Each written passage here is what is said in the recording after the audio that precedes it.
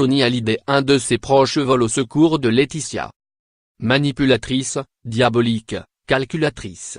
Depuis le début de la bataille autour de l'héritage de Johnny Hallyday, les qualificatifs ne manquent pas pour critiquer Laetitia Hallyday. Nombreux sont ceux, proches ou parfaits anonymes, qui considèrent que la veuve du rocker l'aurait volontairement éloigné de ses proches, pour mieux le garder son emprise et, sous-entendu, garder la main mise sur sa fortune une fois le rocker décédé. Sauf que cette version, déjà démentie par plusieurs proches de la famille Hallyday, est une nouvelle fois mise à mal par un proche du rocker, qui a pourtant été évincé de sa vie.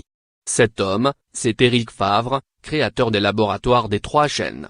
Au milieu des années 90, il s'associe à Johnny Hallyday pour créer une boisson énergisante Biker Tonic, tout à fait dans le style du rocker.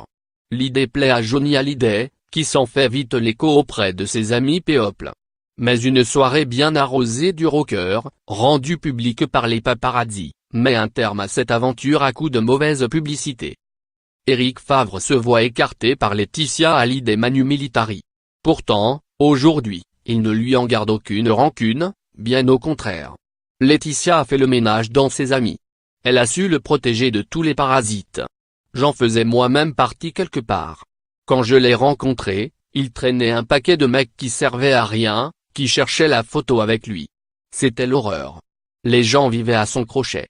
Pour l'argent ou pour l'image. Johnny avait besoin de beaucoup de relations pour remplir ses vides. Même si j'ai été éliminé, Laetitia a fait un super boulot. Elle a su préserver sa carrière, assure Éric Favre dans les colonnes de Capital.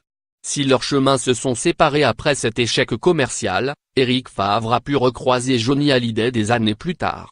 Et il y a vu un homme très heureux en famille aux côtés de son épouse et de leur fille Jade et Joy. Et Éric Favre insiste, il ne croit pas un instant que Laetitia Hallyday ait pu influencer le rocker. Ce dont je suis certain, c'est qu'il n'a pas été manipulé. Qu'il n'ait pas pris conscience de l'impact de ses choix, peut-être. Mais son seul but était de faire prospérer Laetitia et leurs deux filles.